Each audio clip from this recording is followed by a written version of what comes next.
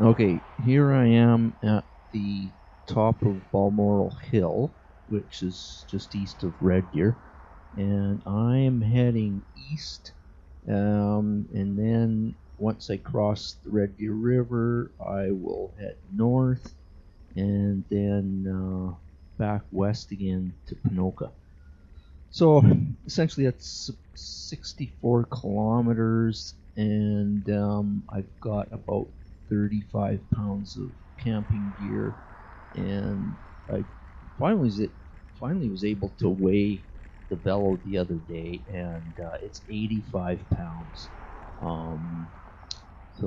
Anyways, quite a bit, and I found out that I shouldn't have been taking this route. Way too many hills. Okay, just before I started filming here, I had to climb 100 meters vertical to get to the top of Balmoral Hill, and now I'm going downhill over about 6 or 7 kilometers, and I'm going down 200 meters vertical to the Red Deer River. So, and I'll flash some of the contours on the screen here, but this initial part, you see I'm picking up speed. This is a downhill of about 5%. There's another 5% downhill about 2/3 the way into this, and then right at the end there's about a 6% downhill into the river valley there. It's kind of tricky because you'll see in a bit here where I have to come up to rumble strips, and you'll also notice that there's not a lot of shoulder. And so the province has certain specifications on, this is the province of Alberta, has certain specifications on where rumble strips are allowed and where they're not allowed, and I'll flash those on the screen as well, but you can see as well that the road's not in the best shape. I'm doing a bit of bumping around here, but at the very least, the specifications, provincial specifications, state that I should have 90 centimeters of shoulder width between the rumble strips and the edge of the pavement, which in this area, for the most part, I do have. There's a bit up here where I'm almost heading over into the ditch, but and I'll also flash some photos here of two other places in the province that I know of, just from, the first one here is Millet, the Highway 2A between Wetaskiwin and Edmonton. A lot of that is that rumble strip? How come I'm on the other side of the rumble strip?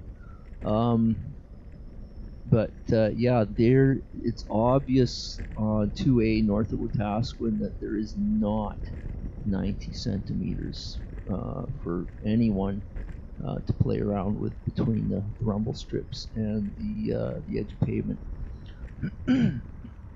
I'll also, here we go. No, I'm on the right side. So here I have about 90 centimeters, and the width of my wheels, front wheel to wheel, is about 70 centimeters. So I've got about 10 centimeters on either side, and I'm guessing there I'm maybe doing 30-35 kilometers an hour. It gets real hairy if you go faster than that. And this particular stretch of road too, last year I nearly took a tumble on because I hit the rumble strip at speed. But anyways, yeah, I'll flash another photo of a 5-mile stretch of rumble strip in between Stettler and Red Deer, which obviously does not have the required 90 centimeters. And here we go again. This is probably this is a flatter area, so that's why I'm slowing down. Or there are some spots in here where where the pavement is narrowing as well. But so anyways, I'm on my way to Ponoka along a route that I thought would be good because I traveled it in the car previous, and there seemed to be hardly any traffic around. But as I found out later, there's on this particular day there was a lot of traffic around, and on there there were no rumble strips, so that was good for that whole stretch. But on the other hand, the shoulder was only about half as much as you see here, so I was for the entire time I had to be halfway into the traveling lane, and a lot of hills that way. So that's another thing I learned, I guess, is secondary highways, they just go north-south, hills be damned,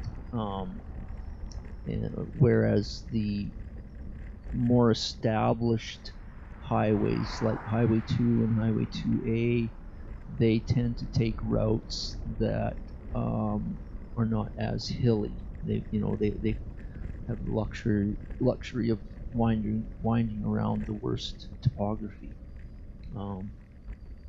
So the other thing too that happened on this, because there were so many hills, and I don't know if it was the hills or the fact that I'd never done 64 kilometers in one day, and also I'm nearly 65 years old, so I about 2/3 the way in, I was starting to get I assume tendonitis on the back of one knee, and so it was really rough going there.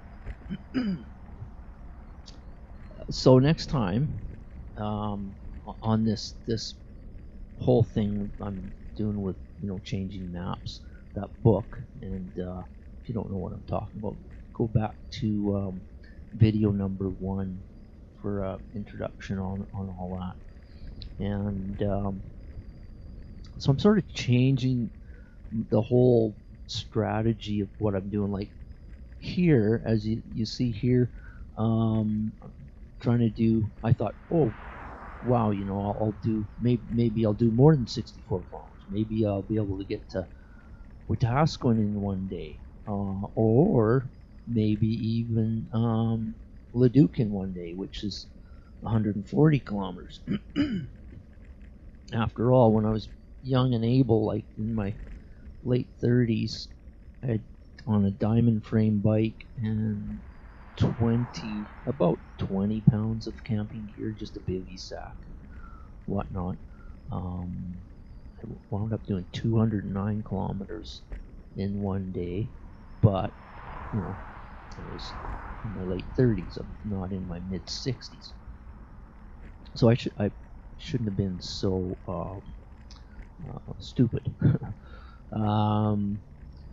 And I guess the other thing I found out, the good thing about this trip, was meeting people and talking about the book, talking about politics, talking about governance. And here's a nice downhill stretch. And I'm probably going 40, 45. There's some stretches I was doing 50, but white knuckle. And I'm braking, every few seconds, having to brake a little bit. So, yeah, going down. And this is a creek. I'm just going over the creek right now. You can see that. Oh man, the pavement's terrible there. And but yeah, talking to people, like for example, I pulled over onto a field approach once, and this car pulls up onto the field approach as well, and out pops. I assume she was a grandmother, and she's just amazed that she'd never seen anything like this velomobile before. And so got to talking, and I did the 3 questions. What would it be? I think it's the clown car video. I can't remember the number, but the 3 questions on there, and she was she was so ready to talk about politics and governance and whatnot. I mean, she was, I wouldn't say typical Albertan, but she her answers were nuanced enough that you could tell she was thoughtful. So, and that was great. And then when I finally got to the campsite in Ponoka, chatting away with the manager of the campsite there, and same thing. That you got the 3 questions, and we were probably talking for 20 minutes, maybe even half an hour. And so it was great. And but by the time I got to Ponoka, I knew my one knee was kind of knackered, and so I had to I called up AMA, Alberta Motor Association, and thankfully our premiums were paid up, and they were great. They called the tow truck company, and they got a pickup truck, and we hauled the velo. This is the next day. I camped overnight. Here I'm going downhill. I'm probably, I don't know if some places get closer to 50. So I'm just going down into the Red River Valley here. But anyways, yeah. Again, the tow truck driver, he got the 3 questions, and all the way back to Red Deer, which is, I don't know, half an hour, 45-minute drive. We were just chatting about politics and governance all the way. So it was great. And so therefore, I'm going to do this a bit differently. Instead of trying to get Ponoka in one day, or Wetaskiwin in one day, or Leduc in one day, I'm going to take it at much smaller intervals. And so first time out, go to Leduc, or Lacombe, I mean, because last time I went to Lacombe, and in October, and that was not a problem. Camp out there, talk to people, and then I'll go to from there to Ponoka, and then and I'll stop along the way at various spots too, like just get something to drink or eat, like Black Falls, Masquachese, and various spots along the way. So good points, bad points. I was out. I'm speaking about a week later now, and the tendonitis has mostly gone away. I just did 10 kilometers, but without the hills and without the 35 pounds of camping equipment, and it was good. No pain, although I could kind of sense that if I pushed it, that tendonitis might come back. So yeah. So from now on, short little jaunts. I'll concentrate less on crunching away the miles, and more on talking to people, and it'll be great. So just coming back out. Here is where I have to get out of the velo and actually haul this thing with a tow rope. I'd already had set up, but on the next video, that's what I'll do. I'll talk a bit about tow rope, and because I've just got the roll-off hub in there. It has limited gearing, and especially when you get about a 5% or 6% uphill grade, then I'd much rather get out and walk and tow the thing anyways. But yeah, so this is about the end. Thanks for listening.